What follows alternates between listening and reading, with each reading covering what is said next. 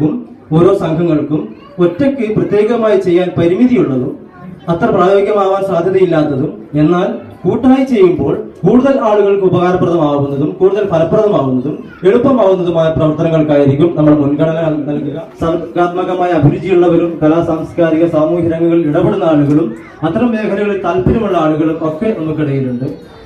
ഒരുപാട് നല്ല വിദ്യാഭ്യാസ യോഗ്യതയുള്ള ചെറുപ്പക്കാരും വനിതകളും മുതിർന്നവരും ഒക്കെയുണ്ട്. വിവിധ തൊഴിൽ മേഖലകളിൽ ഇടപെടുന്ന ആളുകളുണ്ട്. അത്തരം മേഖലകളിൽ നിന്ന് അനുഭവങ്ങളിലൂടെ ഒരുപാട് അറിവുകൾ സമ്പാദിച്ച ആളുകളുണ്ട്. ഈ അറിവും അനുഭവങ്ങളും ഊർജവും താല്പര്യങ്ങളും ഒക്കെ ചേർത്ത് വെച്ചാൽ നമുക്ക് ഈ ഒരു പൊതു പ്ലാറ്റ്ഫോമിൽ എന്തൊക്കെ ക്രിയാത്മകമായി കൂടുതൽ ഫലപ്രദമായി കൂടുതൽ ആളുകൾക്ക് ഉപകാരപ്രദമാവുന്ന രീതിയിൽ ചെയ്യാൻ കഴിയും എന്ന ആലോചനയിൽ നിന്നാണ് ഫേസ് ഖത്തർ അതിന്റെ ഒരു വിഷൻ രൂപപ്പെടുത്തുന്നത്. Collective energy for an effective journey എന്നതാണ് നമ്മുടെ ഒരു വിഷൻ. ഒരു ക്രിയാത്മകമായ ഫലപ്രദമായ പ്രവാസ ജീവിതയാത്രയ്ക്ക് വിശാലമായ സഹവർത്തിത്വത്തിന്റെ ഊർജ്ജം, അതാണ് നമ്മുടെ ഒരു കാഴ്ചപ്പാട്. ഈ കാഴ്ചപ്പാടിന് വെളിച്ചത്തിൽ നമ്മൾ കുറെ പ്രവർത്തനങ്ങളെ ആസൂത്രണം ചെയ്യാൻ ഉദ്ദേശിക്കുന്നുണ്ട്. അത്തരം ചില പ്രവർത്തനങ്ങളെ നിങ്ങളുടെ പരിഗണനയ്ക്ക് കൂടി നിങ്ങളുടെ ആലോചനയ്ക്ക് കൂടി മുമ്പിലേക്ക് വെക്കുകയാണ്. അതേസമയം നമ്മുടെ നിലവിൽ ഖത്തറിൽ ചെയ്തു വരുന്നു, അതൊക്കെ നമുക്കറിയാം. നാട്ടിലുള്ള പാവപ്പെട്ട രോഗികളെ സഹായിക്കൽ, വീട് നിർമ്മാണം, ചികിത്സാ സഹായം, പഠന സഹായം, അങ്ങനെ ഒരുപാട് കാര്യങ്ങൾ നമ്മുടെ നിലവിലുള്ള മഹല്ല് കമ്മിറ്റികളും മറ്റ് ചാരിറ്റി സംഘടനകളും പരിഗണിക്കുന്നു. ഇപ്പോഴും ഒരുപാട് സഹായ അഭ്യർത്ഥനകൾ നാട്ടിൽ നിന്ന് വന്നുകൊണ്ടിരിക്കുന്നു.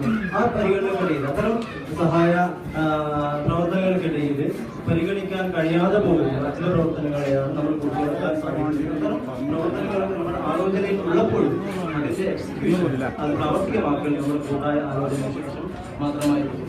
അത്തരം പ്രവർത്തനങ്ങൾ നമ്മൾ എക്സിക്യൂട്ട് ചെയ്യുന്നതും ഫേസ് ഖത്തറിന്റെ നമ്മൾ ഉദ്ദേശിക്കുന്ന പല വിങ്ങുകളിലൂടെ ആയിരിക്കും. അത്തരം ചില വിങ്ങുകളെയാണ് പരിചയപ്പെടുത്തിക്കുന്നത്.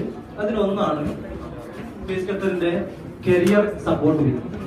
നമ്മുടെ കൂട്ടത്തിലുള്ള തൊഴിൽ അന്വേഷിക്കുന്ന ആളുകൾക്ക് നമ്മുടെ അറിവും ബന്ധങ്ങളും പരിചയം, ട്രെയിനിങ് ക്ലാസ്സുകൾ, ഇന്റർവ്യൂ ടെക്നിക്സ്, എങ്ങനെ CV പ്രിപ്പയർ ചെയ്യാം എന്നൊക്കെയുള്ള ചെറിയ ക്ലാസ്സുകൾ അറേഞ്ച് ചെയ്യാനും ഒക്കെ ഒരു സമയത്ത് തൊഴിൽ അന്വേഷിക്കുന്ന ആളുകൾ ഒരുപക്ഷെ 5, 6, 7 പേരായിരിക്കും. ആ 5, 6, 7 പേർക്ക് ഒരു മഹലിന് ഒരു ശില്പശാല, ഒരു കരിയർ ശില്പശാല സംഘടിപ്പിക്കുക എന്നത് അറേഞ്ച് ചെയ്യാൻ കഴിയും. ഇതൊക്കെയും നമുക്ക് കൂട്ടായിരിക്കുമ്പോൾ എളുപ്പം സാധ്യമാവുന്നതാണ്. എന്നാൽ ഒരു മഹലിന് ഒരു 5, 6 പേർക്ക് കരിയർ ശില്പശാല സംഘടിപ്പിക്കുന്നത് അത്ര പ്രായോഗികമല്ല. അതുകൊണ്ടാണ് നമ്മൾ പരിഗണനയിൽ കരിയർ വിങ്ങിന്റെ പ്രവർത്തനത്തെ ഏറ്റവും മുൻഗണനയിൽ വെക്കുന്നത്. കരിയർ വിങ്ങിന്റെ ഒരു ഭാവിയിലുള്ള കരിയർ നെറ്റ്വർക്കിംഗ്, കരിയർ ജോലി അന്വേഷിക്കുന്ന ആളുകൾക്ക് അത് സഹായകമാകും. അതുമായി സഹകരിക്കുക. അതുപോലെ മറ്റൊരു ഫേസ് ഖത്തറിന്റെ മറ്റൊരു വിങ്ങാണ് face Qatar legal assistance wing. നമ്മുടെ കൂട്ടത്തിൽ ആരോട് ഉപദേശം തേടും എന്നറിയാത്ത ഒരുപാട് ആളുകളുണ്ട്. അത്തരം ആളുകളെ നമുക്ക് ഈ ഒരു ലീഗൽ അഡ്വൈസ് വിങ്ങിന്റെ സഹായത്തോടെ അവരുടെ പ്രശ്നങ്ങൾ കൈകാര്യം ചെയ്യാൻ സഹായിക്കാം. അതുപോലെ ഖത്തറിന്റെ ഒരുപാട് ലീഗൽ എക്സ്പേർട്സ് ഉണ്ട്. അഡ്വക്കേറ്റ് ജാഫർ ഖാനെ പോലുള്ള ആളുകളുടെ ഉപദേശങ്ങൾ ഇത്തരം ആളുകൾക്ക് ലഭ്യമാക്കാൻ ഒരു ചാനലാവാൻ കഴിയുന്ന ആളുകളുമൊക്കെ ഒരുപാടുണ്ട്.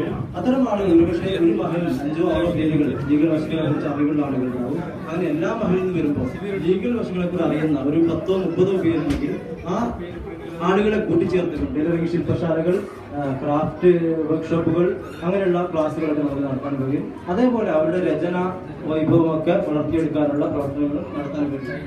മറ്റൊന്നാണ് ഫേസ് ഖത്തറിന്റെ ഒരു കോമൺ ലൈബ്രറി. നമ്മുടെ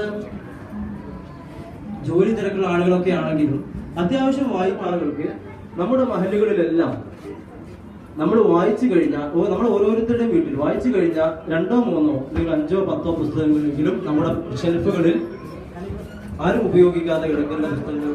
ലേഡീസ് സെൽഫ് എംപവർമെന്റ് വിങ് നമ്മുടെ പല മഹല്ലുകളിലുമുള്ള താല്പര്യമുള്ള വനിതകളെ പങ്കെടുപ്പിച്ചുകൊണ്ട് പലതരം ക്രാഫ്റ്റ് ഐറ്റംസ് അല്ലെങ്കിൽ പലതരം ക്രിയേറ്റീവ് ആക്ടിവിറ്റീസിൽ താല്പര്യമുള്ള വനിതകൾ നമ്മുടെ മഹല്ലുകളിലൊക്കെ ഉണ്ട്. പക്ഷെ ഒരു മഹലിൽ ചിലപ്പോൾ 5, 6 അല്ലെങ്കിൽ 10 പേരുണ്ടാവാം, ഒരു മഹലിൽ 1, 2 പേരുണ്ടാവാം.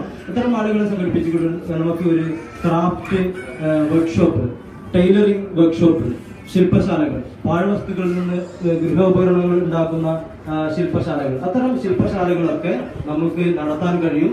വനിതകൾക്ക് അവരുടെ ക്രിയേറ്റിവിറ്റിയെ ആവിഷ്കരിക്കാൻ, അത് ഉപയോഗപ്പെടുത്താൻ, അതിഥികൾക്കുമൊക്കെ സംഭവിക്കുന്ന അപകടങ്ങൾ സംഭവിച്ചാൽ എന്തൊക്കെ പ്രാഥമിക ശുശ്രൂഷകൾ നൽകണം, എന്തൊക്കെ first aid activity activities, first aid രീതികൾ എന്തൊക്കെയാണ്, ഇതൊക്കെ പരിചയപ്പെടുത്തുന്ന ഒരു ഫസ്റ്റ് എയ്ഡ് ട്രെയിനിങ് പ്രോഗ്രാം സംഘടിപ്പിക്കാം. ആരോഗ്യ ബോധവൽക്കരണ ക്ലാസ്സുകൾ നടത്താം. കാലാവസ്ഥാ വ്യതിയാനം ഉണ്ടാവുന്ന രോഗങ്ങളിൽ നിന്ന് അങ്ങനെ മുക്തി ക്ലാസ്സുകൾ നടത്താം. ലൈഫ് സ്റ്റൈൽ ഡിസീസസ് ഒഴിവാക്കാൻ എന്തൊക്കെ നല്ല ഫുഡ് ഹാബിറ്റ്സ് നമുക്ക് അഡോപ്റ്റ് ചെയ്യാം, അതിനെക്കുറിച്ച് ആരോഗ്യ സംബന്ധമായ വിശ്വസംബന്ധമായ പ്രശ്നങ്ങൾക്ക് താങ്ങാകാൻ കഴിയും. മറ്റൊന്നാണ് ഫീസ് ഖത്തറിന്റെ ഹെൽത്ത് കെയർ വിങ്. നമ്മുടെ കൂട്ടത്തിലെ പല മഹലുകളിൽപ്പെട്ട പല ആളുകളും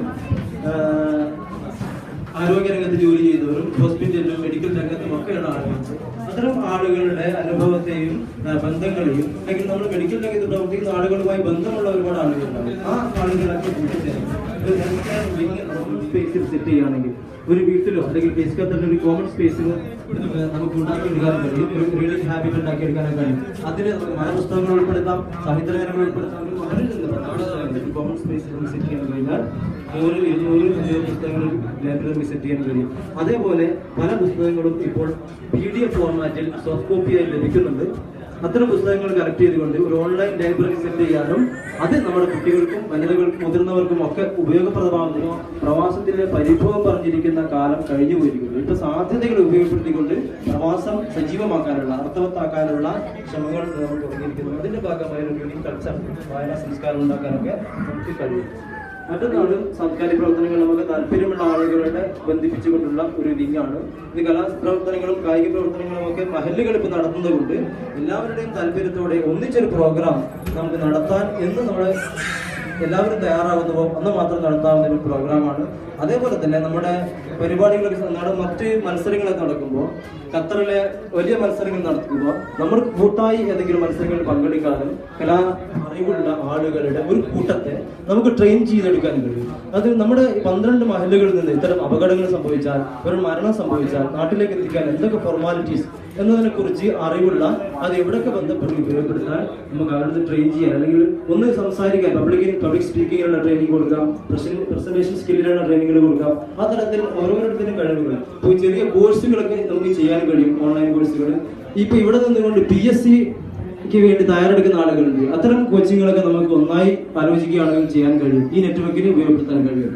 ഇതൊക്കെ ഞാൻ അവസാനിപ്പിക്കുകയാണ്. ഇതൊക്കെ നമ്മുടെ ആലോചനയിൽ വെക്കാവുന്ന, നമ്മുടെ യാത്രയിൽ നമുക്ക് പരിഗണിക്കാവുന്ന പ്രവർത്തനങ്ങളാണ്. ഇതിനൊക്കെ എന്ത് വേണമെന്ന് വെച്ചാൽ നമ്മുടെയൊക്കെ ഒരു പങ്കാളിത്തം ഇതിലുണ്ടാവണം. ഞാൻ നേരെ പറഞ്ഞ ഓരോ വിങ്ങുകളിലും ഏതൊക്കെ കഴിവുള്ള ആളുകളുണ്ടോ ആ കഴിവുള്ള ആളുകൾ, ഓരോ വിങ്ങിലും അനുഭവം അറിവുള്ള ആളുകൾ ഓരോ വിങ്ങിലേക്കും വരണം, ചേർന്ന് നിൽക്കണം. അവരുടെ അറിവുകൾ മറ്റുള്ളവർക്ക് കൂടി ഉപകാരപ്രദമാക്കാനുള്ള സന്മനസ് കാണിക്കണം. എങ്കിൽ മാത്രമേ ഈ പറഞ്ഞ കാര്യങ്ങളൊക്കെ ഫലപ്രദമാകൂ. നമുക്ക് പരിമിതികളുണ്ട്. ജോലി കേന്ദ്രീകൃതമാണ് നമ്മുടെ പ്രവാസം എന്ന് നമുക്കറിയാം. എങ്കിലും കൂടി പങ്കെടുപ്പിക്കാവുന്ന രീതിയിലേക്ക് നമുക്ക് പിന്നീട് ആലോചിക്കാവുന്നതാണ്. അതെല്ലാവരുടെയും ആലോചനയ്ക്ക് കൂടിയാണ്. പിന്നീട് എക്സിക്യൂട്ടീവ് ഒക്കെ ചേർന്ന് ആലോചിക്കാവുന്ന ഒന്നാണ്. പൊതുപരിപാടികൾ അവരെ കൂടി പങ്കെടുപ്പിച്ച് അവരുടെ കൂടി മഹല്ല് പരിധിയിലുള്ള അവരുടെ കൂടി ഒരു പങ്കാളിത്തം ഉറപ്പുവരുത്താൻ നമുക്ക് കഴിയും.